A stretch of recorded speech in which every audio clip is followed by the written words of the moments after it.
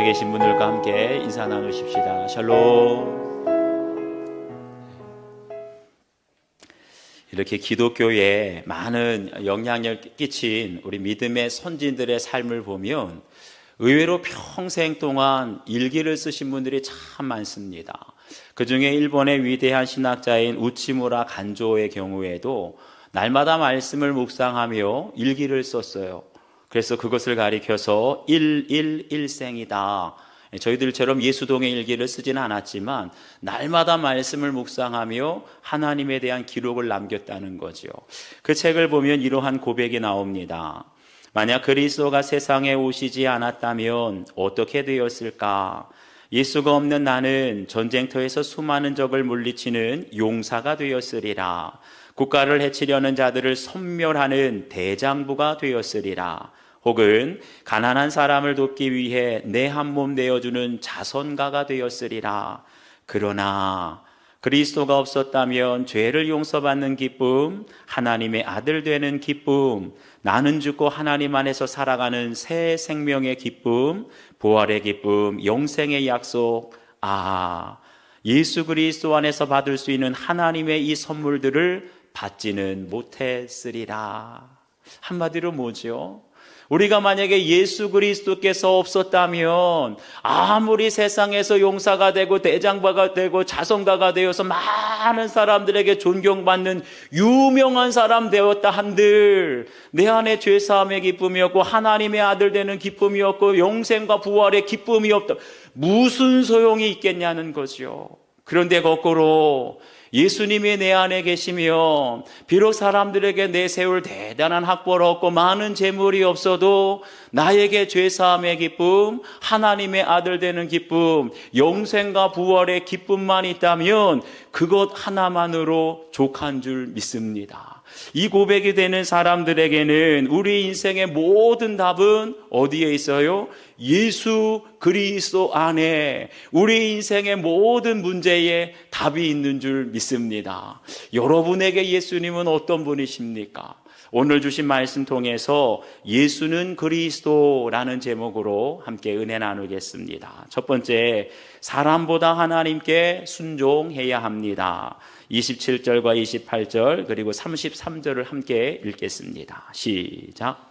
그들을 끌어다가 공회 앞에 세우니 대제사장이 물어 이르되 우리가 이 이름으로 사람을 가르치지 말라고 엄금하였으되 너희가 너희 가르침을 예루살렘에 가득하게 하니 이 사람의 피를 우리에게로 돌리고자 함이로다.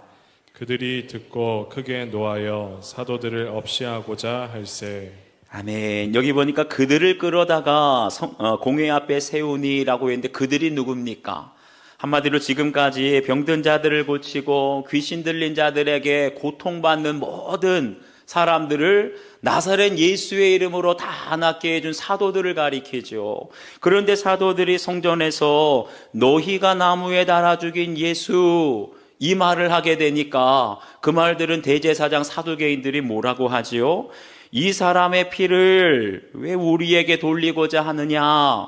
여기 이 사람이 누구예요? 바로 예수 그리스도. 한마디로 무슨 말입니까? 왜 사람들에게 우리가 예수를 죽였다고 하느냐? 왜 그 죄값을 우리에게 돌리고자 하느냐? 따져 묻는 거예요. 여러분, 바로 이것이 세상 사람들의 모습입니다. 세상 사람들은 누가 봐도 명백하게 죄를 지었는데 그 죄에 대해서 말하면 뭐라 그러죠? 왜 죄 없는 나에게 죄인이라고 하냐? 그러니까 전도하면서 사람들이, 불신자들이 제일 화를 낼 때가 언제입니까? 모든 사람이 죄를 범하였음에 하나님의 영광에 이르지 못하더니 우리가 다 죄인입니다. 그러면 가만 듣다가도요 그냥 벌컥 화를 냅니다. 그러면서 다 사람들은 나는 죄가 없다라고 말해요. 나처럼 법대로 사는 사람이 있으면 나와보라 그래. 그러면서 맨 마지막에 가면 뭐라 그러죠? 이 세상에 털어서 먼지 안 나오는 사람이 있냐? 이게 바로 세상 사람들의 주제가 아닙니까?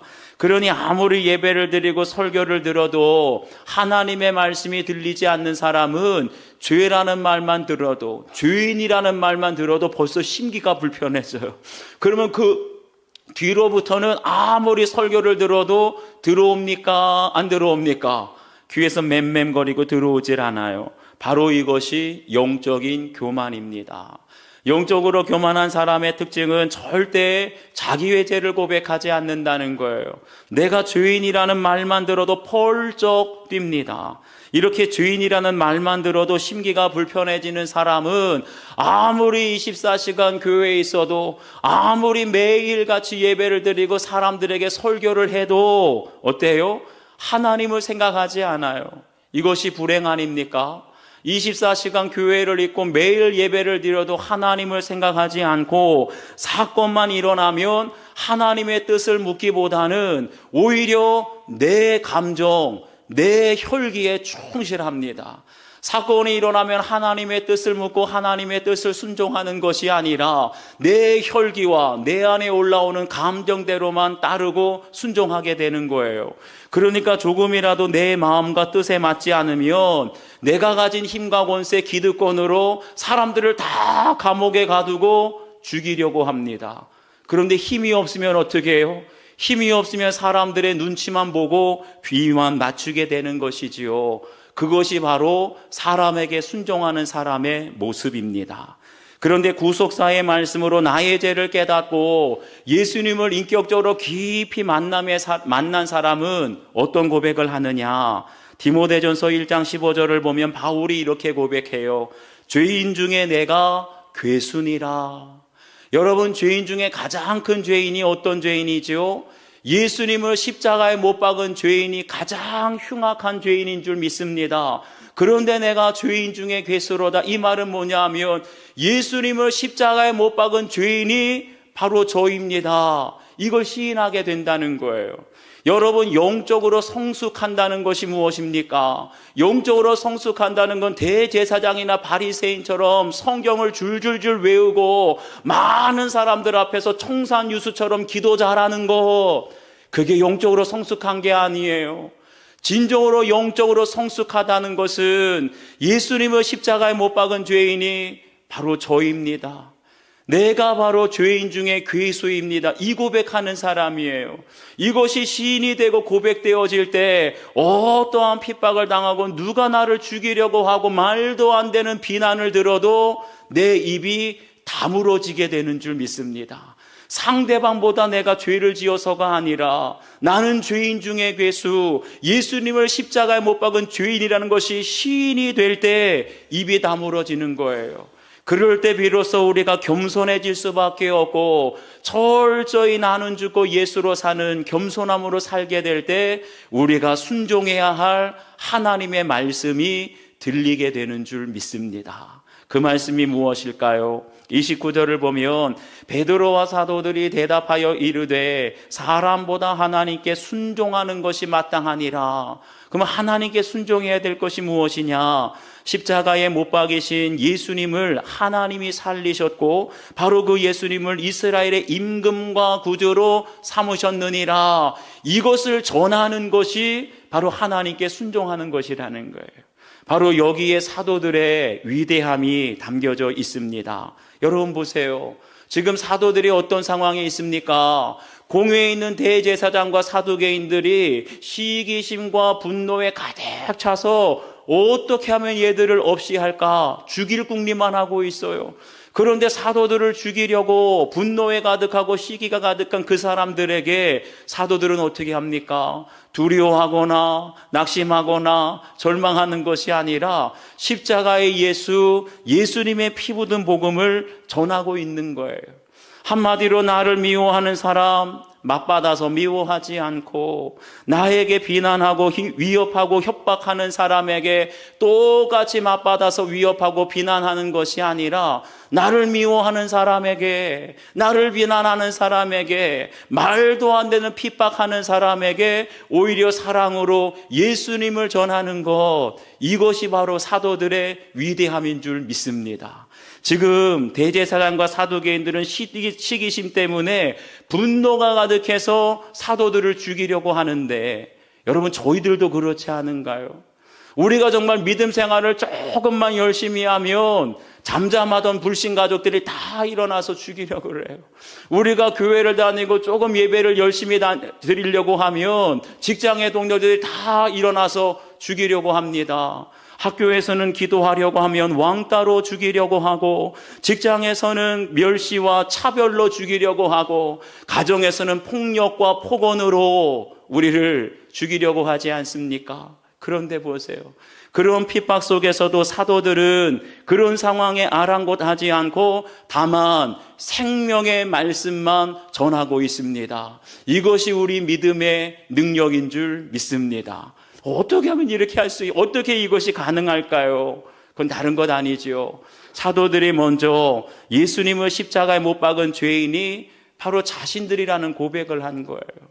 대제사장과 사두개인들만 십자가에 못 박은 죄인이 아니라 내가, 베드로 내가, 사도 요한 내가 바로 예수님을 십자가에 못 박은 죄인입니다. 이것이 철저히 시인이 될 때 나는 죽고 예수로 살게 되는 줄 믿습니다. 내가 죄인 중에 괴수라는 고백이 나오게 될 때 더 이상 내 안에 혈기가 올라오고 감정대로 따라 살아가는 것이 아니라 철저히 혈기가 죽고 나의 감정이 죽고 교만과 정력이 죽고 예수로 살게 되는 줄 믿습니다. 그럴 때 비로소 하나님의 말씀이 들리는 거예요. 여러분, 하루 종일 매일 예배를 드린다고 말씀이 들리는 것이 아니라 내가 죄인 중에 괴수라는 고백으로 철저히 죽게 될 때 더 이상 혈기와 감정대로가 아니라 주님께서 내 안에 떠오르게 하시는 하나님의 말씀, 하나님의 뜻을 분별하며 살게 될 줄 믿습니다. 그럴 때 비로소 말씀대로 순종하며 하나님의 뜻대로 순종하는 저희들의 삶을 통하여서 다른 사람들에게 예수님이 임금이 되시고 예수님이 구원자가 되시는 복음의 증인으로 살게 될 줄 믿습니다. 한번 여러분 적용해 보시길 바라요. 예수님 믿는 것 때문에 지금 핍박받고 있는 것은 무엇입니까? 가정에서 핍박을 받습니까? 직장에서 핍박을 받습니까? 아니면 정말 믿음대로 살려고 하니까 교회에서도 핍박을 받고 있지는 않습니까? 그 핍박을 벗어나고자 사람에게 눈치 보며 순종하고 있습니까? 끝까지 하나님께 순종하며 복음의 증인으로 살아가십니까? 적용해 보세요. 두 번째, 하나님께 난 자와 사람에게 난 자를 분별해야 합니다. 34절과 35절 함께 읽겠습니다. 시작. 바리새인 가말리엘은 율법 교사로 모든 백성에게 존경을 받는 자라. 공회 중에 일어나 명하여 사도들을 잠깐 밖에 나가게 하고 말하되 이스라엘 사람들아 너희가 이 사람들에게 대하여 어떻게 하려는지 조심하라. 아멘. 여기 보니까 바리새인이자 율법 교사인 가말리엘에 대해서 말하고 있는데, 가말리엘이라는 이름이 왠지 낯설지가 않지요? 누굽니까? 바로 우리가 너무나 잘 알고 있는 바울의 스승, 바로 가말리엘의 제자가 사도 바울이었습니다. 그런데 그 당시에 이 가말리엘의 명상이 얼마나 대단했는지, 그 당시 사내들인 공회에서는 절대로 화합할 수 없는 앙숙관계가 있었어요. 바로 사두개인과 바리새인들이죠. 물과 기름과 같아서 절대로 화합할 수가 없었는데, 그런데 가말리엘이라고 하는 사람은 그가 속해 있던 바리새인에게만 존경받는 것이 아니라 사두개인들에게도, 심지어는 모든 백성에게 존경을 받는 자라라고 그랬어요. 그래서 지금 공회원들이 분노가 가득해서 사도들을 없이하자, 죽이자, 그렇게 다 감정적으로 격해 있는데, 이때 가말리엘이 일어나서 말합니다. 이스라엘 사람들아, 너희가 이 사람들에게 대하여 어떻게 하려는지 조심하라. 이 말 한마디 하니까 사두개인과 바리새인들이 다 잠잠히 듣게 되는 거예요. 여러분, 이것이 진정한 경건인 줄 믿습니다. 뭐라고 말하냐? 우리 38절과 39절을 계속 읽겠습니다. 시작. 이제 내가 너희에게 말하노니 이 사람들을 상관하지 말고 버려두라. 이 사상과 이 소행이 사람으로부터 났으면 무너질 것이요 만일 하나님께로부터 났으면 너희가 그들을 무너뜨릴 수 없겠고 도리어 하나님을 대적하는 자가 될까 하노라 하니. 아멘. 그러면서 가말리엘이 그 앞에 보면 유대인들이라면 누구나 다 알고 있는 역사적인 인물 두 사람을 말합니다. 드다와 갈릴리의 유다라고 하는 거짓 선지자들이었어요. 한때는 이 사람들의 말을 듣고 추종하는 사람들이 400명이나 되었는데, 그런데 드다가 죽고 갈릴리의 유다가 죽게 되니까 다 흩어지고 말았다는 것이죠.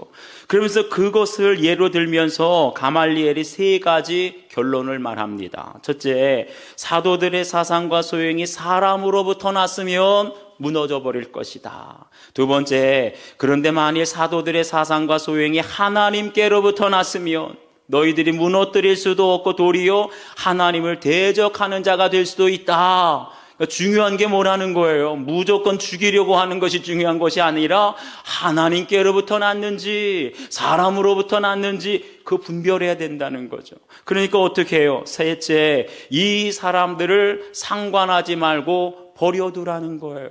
너희들의 감정대로, 자존심대로, 너희들의 혈기대로 하지 말고 먼저 하나님으로부터 났는지 사람으로부터 났는지, 이게 무엇이죠? 바로 가말리엘에게서 있는 하나님 중심의 신앙 아니겠습니까? 그 당시 공회원들은 다 크게 분노한 상황에서 감정이 격해지니까 하나님의 뜻, 하나님으로부터 났는지 사람으로부터 온 것 분별할 생각도 없어요. 그런데 그 공회원들 중에 누구만요? 유일하게 가말리엘 한 사람만 하나님을 생각하고 있는 것입니다. 그 당시 공회에 있는 대제사장과 사두개인들 다 하나님의 이름으로 먹는 사람들이었어요. 다 하나님의 이름으로 그들의 권세와 명예를 누리는 사람들이었는데 정작 사건이 올 때는 하나님 생각하지 않습니다.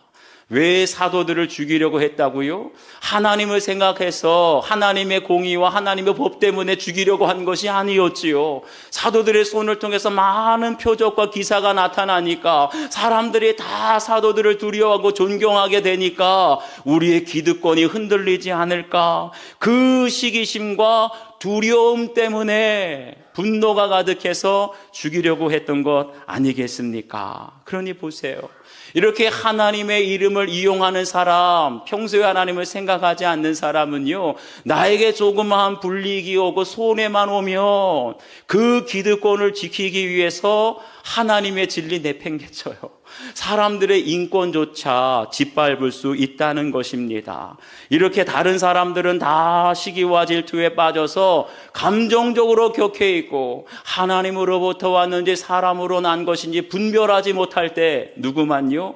가말리엘 한 사람만 하나님의 뜻을 구하고 분별하고 있어요. 저희들은 어떻겠습니까? 제가 대학교 때 사회심리학이라는 과목을 공부한 적이 있습니다. 그래서 사회심리학에서는 사람들의 심리가 개인적으로 혼자 있을 때는 어떤 사건이 있을 때 옳고 그른 것을 비교적 이성적으로 합리적으로 잘 판단을 하는데, 그런데 이상하게 여러 사람을 한데 모아놓으면 그런 분별력이, 심리적인 반응이 평소와 달라진다는 겁니다. 그러면서 실험을 했어요. 10명 사람들을 불러놓고 한 사람 빼고 다른 사람들에게 다 14명의 사람들에게 틀린 것을 옳다고 말하세요. 그리고 한 사람에게만 말하지 않았습니다. 그리고 실험을 했어요. 분명히 누가 봐도 틀린 대답인데 14명의 사람들이 다 맞습니다, 옳습니다 다 대답을 하니까 그 한 명의 사람이 고민하는 거예요. 왜 틀렸는데 옳다고 말하나? 이 사람도 저 사람도 다 누가 봐도 틀린 질문을 맞다고 옳다고 대답하니까 결국 그 한 사람도 뭐라고 대답했을까요? 옳다 대답을 하더라는 거예요. 이게 바로 군중 심리입니다. 그렇기 때문에 군중 심리에 휩싸이게 되고 내 감정에 격해지게 되면 우리의 판단이 흐려지고 잘못된 선택을 할 수 있다는 것이에요. 지금 공회원들의 바로 그러한 군중 심리에 빠져 있는 것입니다. 그렇기 때문에 분명히 자기들이 하나님의 공의와 하나님의 진리와는 상관없이 사도들을 죽이려고 하는데 시기심과 두려움 때문에, 그런데도 불구하고 판단하지 못해요. 오직 누구만요? 유일하게 가말리엘 한 사람만 하나님의 뜻을 구하고 있는 것입니다. 이제는 우리가 알아야 돼요. 여러분, 다수의 사람들의 의견이 반드시 옳지 않습니다. 우리가 이제는 다수의 함정을 분별할 수 있어야 됩니다. 예수님을 십자가에 못 박으라고 할 때도 종교 지도자들의 몇몇 사람들을 선동하게 되니까 많은 사람들이 십자가에 못 박으라 결국 다수의 의견에 의해서 예수님이 십자가에 못 박힌 것 아니겠습니까? 그렇기 때문에 저희들도 하나님의 관점으로 생각하고 하나님의 관점으로 행동하는 것이 결코 쉽지 않아요. 군중 심리에 휩싸이게 되면 잘못된 것을 옳다고 말하고 분명히 옳은 것을 틀리다고 말할 수 있는 거예요. 어떻게 하면 우리가 그러한 군중심리, 다수의 함정에 빠지지 않고 항상 하나님의 뜻을 분별하며 하나님의 기뻐하시는 뜻대로 살아갈 수 있겠습니까? 그러기 위해서는 우리가 매 순간 예수님과 동행하는 삶을 살아야 할 줄 믿습니다. 24시간 예수님을 바라보며 나의 기득권을 내려놓을 수 있어야 돼요. 그리고 내 안에 올라오는 혈기와 내 감정, 자기 중심적인 이기심대로 순종하는 것이 아니라 그 이기심을 십자가에 못 박고 매 순간 하나님의 뜻이 무엇일까? 이것이 사람에게서 온 것인가 하나님에게서 온 것인가 묻고 분별해야 할 줄 믿습니다. 저도 사실은 귀가 얇은 사람이에요. 귀가 얇다 보니까 사람들의 말에 쉽게 감정이 요동해서 순간적으로 혈기가 확 올라올 때도 있고, 귀가 얇다 보니까 다수의 사람들의 의견이라면 솔직히 주님께 묻지도 않았어요. 많은 성도들이 다 옳다고 원한다고 하면 묻지도 않고 쉽게 동조하며 치우칠 때가 있었습니다. 돌아보니까 성도들이 다 원하고 많은 사람들의 다수의 의견이라고 꼭 하나님의 뜻은 아니라는 것을 알게 되었습니다. 그러다가 최근에 24시간 예수님을 바라보며 예수 동행일기를 쓰기 시작하면서 이제는 내 감정과 사람들의 의견에 치우치기보다는 먼저 주님께 묻게 되었습니다. 예를 들면 이제는 사람들이 예전처럼 누군가의 실수나 잘못을 보게 되면 혈기가 확 올라오는 상황에서도 한 템포 숨 고르기를 합니다. 예수님, 제가 어떻게 해야 될까요? 이렇게 큰 실수를 하고 이렇게 큰 잘못을 했는데 예수님, 제가 어떻게 할까요? 그러면 예전에는 혈기를 부리다가 실수하고 후회할 때가 많았는데 한 템포 쉬며 예수님께 묻게 되니까 실수가 확실히 눈에 띄게 줄어들었습니다. 그리고 지금은 단순히 예전처럼 다수의 사람들의 의견이라면 많은 사람들이 원하면 무조건 주님의 뜻인 줄 알고 순종하고 많은 사람들이 반대하면 무조건 포기하는 것이 아니라 이제는 먼저 묻습니다. 아무리 많은 사람들이 원하고 하자고 해도 하나님이 가장 기뻐하시는 뜻이 무엇일까를 묻습니다. 아무리 사람들이 반대하고 싫어한다 할지라도 이것이 사람에게서 온 것인지 하나님에게서 온 것인지 묻습니다. 그럴 때 우리가 하나님의 뜻을 묻고 하나님이 가장 기뻐하시는 대로 순종하며 나아가게 될 때 군중 심리에 휩싸여서 실수하는 것이 아니라 가말리엘처럼 하나님 중심 신앙으로 서게 될 줄 믿습니다. 한번 적용해 보세요. 최근에 분별력 없이 군중 심리에 휩쓸려서 실수하고 후회한 사건은 무엇입니까? 지금 내가 사람으로부터 난 일과 하나님으로부터 난 일을 분별해야 할 사건은 무엇입니까? 가족들이 다 하자고 해도 하나님에게서 난 것이 아닐 수도 있어요. 때로는 다 반대하더라도 하나님의 뜻일 수 있습니다. 항상 사람들의 숫자에 좌우되지 말고 하나님께 묻고 하나님의 뜻을 분별하시는 여러분 되시기를 축복합니다. 세 번째는 그 이름을 위하여 능력받는 것을 기뻐해야 합니다. 40절부터 42절까지 함께 읽습니다. 시작.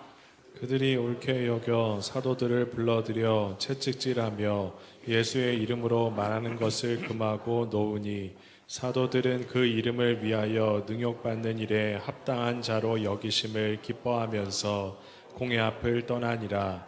그들이 날마다 성전에 있든지 집에 있든지 예수는 그리스도라고 가르치기와 전도하기를 그치지 아니하니라. 아멘. 여기 보니까 이제 가말리엘의 말을 듣고 대제사장과 사두개인들의 마음이 조금 가라앉았어요. 그러니까 없이 하자, 죽이자 하는 마음을 대신해서 사도들을 불러들여 채찍질하며 예수의 이름으로 말하는 것을 금하고 풀어줬다고 했습니다. 그런데 여러분 보세요. 채찍에 맞고 그 당시에 하늘에 나는 새도 떨어뜨릴 권세를 가지고 있는 이 대제사장, 사두개인들의 협박하는 말을 듣고 나오는 사도들의 모습이 어땠을까요? 채찍에 맞아서 억울해했을까요? 아니면 맞은 곳이 아파서 고통스러워했을까요? 그게 아니라는 거예요. 말씀을 보니까 분명히 기뻐하면서 공의 앞을 나왔더라라는 거예요. 어떻게 협박을 받으면서 죽을 위기를 겪으면서 억울하게 채찍에 맞으면서 기뻐할 수 있었을까요? 그 이유는 다른 것이 아니라 그들이 감옥에서 풀려나온 것 때문에 기뻐한 것도 아니고 이제는 우리가 자유다 풀려나서 기뻐한 것이 아니라 그 이유에 대해서 분명히 말하기를 그 이름을 위하여, 예수님의 이름을 위하여 능력받는 것도 기뻐하고 예수님의 이름을 위하여 고난받는 것도 기뻐하고 예수님의 이름을 위하여 억울한 일 당해도 기뻐하게 되었다는 거예요. 할렐루야. 여러분 이것이 무엇이겠습니까? 한마디로 이런 것이지요. 우리가 예수님의 이름을 위해서라면 감옥에 갇혀있든지 풀려나든지 상관없다는 거예요. 예수님의 이름을 위해서라면 내가 살든지 죽어 순교를 당하든지 상관이 없고요. 예수님의 이름을 위해서라면 내가 건강하든지 병들어 아프든지 그게 문제되지 않는다는 거예요. 나의 사랑하는 예수님, 그 이름을 전할 수만 있다면 내게 있는 모든 상황과 조건이 아무런 문제될 것 없습니다. 이것이 바로 사도들의 신앙이고 고백인 줄 믿습니다. 저희들에게도 이 믿음 있게 되기를 주의 이름으로 축복합니다. 마태복음 5장 10절과 11절을 보면 이렇게 말해요. 을을 위하여 박해를 받는 자는 복이 있나니 천국이 그들의 것입니다. 나로 말미암아 너희를 욕하고 박해하고 거짓으로 너희를 거슬러 모든 악한 말을 할 때에는 너희에게 복이 있나니. 여러분 믿는 사람들의 가장 큰 특징이 무엇일까요? 믿는 사람들, 믿음이 좋은 사람들은 항상 복받고 들어와도 나가도 복을 받고 아니고요. 성경을 자세히 읽어보게 되면 우리 믿는 사람들의 가장 큰 특징은 무엇이냐? 고난당한다는 거예요. 우리가 믿음으로 살게 되면 핍박을 받을 수밖에 없다는 것입니다. 그래서 예수님의 팔복을 보게 되면 심령이 가난한 자는 복이 있나니 천국이 저희의 것이며, 마음이 가난한 자로 시작했는데 팔복의 끝은 무엇입니까? 의를 위하여, 예수님의 이름을 위하여 핍박을 받는 것에 있다는 것이에요. 만약에 우리가 예수님을 믿으면서도 그 이름을 위하여 고난당한 적이 한 번도 없다. 내가 예수님을 믿으면서 지금까지 오해를 당한 적도 한 번도 없고 능력을 당한 적도, 심지어는 손해본 적 한 번도 없고 너무나 평탄했다. 그런 사람들은 한번 스스로 진지하게 물어봐야 돼요. 내가 믿음 생활하면서 한 번도 고난도 핍박도 능력도 받은 일이 없다면 진짜 내가 예수님을 사랑하는 게 맞나? 내가 예수님을 진실로 믿는 것이 맞나? 점검해 볼 수 있어야 됩니다. 왜냐하면 세상의 사랑은 지극히 이기적입니다. 세상의 사랑은 자기밖에 몰라요. 부부간에도 절대로 손해볼 줄 모르고 불편을 감당을 못해요. 모든 것이 자기 중심적이기 때문에. 그런데 우리가 진심으로 예수님을 사랑하게 된다면 그 이름을 위하여 능력을 받고, 그 이름을 위하여 애매하게 고난을 당하고, 그 이름을 위하여 손해보는 것도 어떻게 해요? 억지로 말고요. 인상 쓰지 말고 기쁨으로 감당하게 될 줄 믿습니다. 그것이 우리 안에 있는 진정한 믿음과 예수님 사랑하는 증거가 아니겠습니까? 예를 들면 우리가 말씀대로 적용하면서 살아가려고 하는데 갑자기 남편이 이단 아니냐? 그러면서 우리를 조롱하고 비난하거나, 지금까지 내 혈기대로 감정대로 살아오다가 나는 죽고 예수로 살며, 혈기가 올라오는 상황에서도 나는 죽었습니다. 교만이 올라오는 상황에서도 나는 죽었습니다. 그러니까 우리의 배우자들, 가족들이 얼마나 가나 보자 그러면서 우리를 굉장히 비웃는다든지, 예배를 드리고 교회를 나가니까 교회가 밥 먹여주냐 하면서 우리를 비난하고 능욕할 때 기쁨으로 감당할 수 있어야 돼요.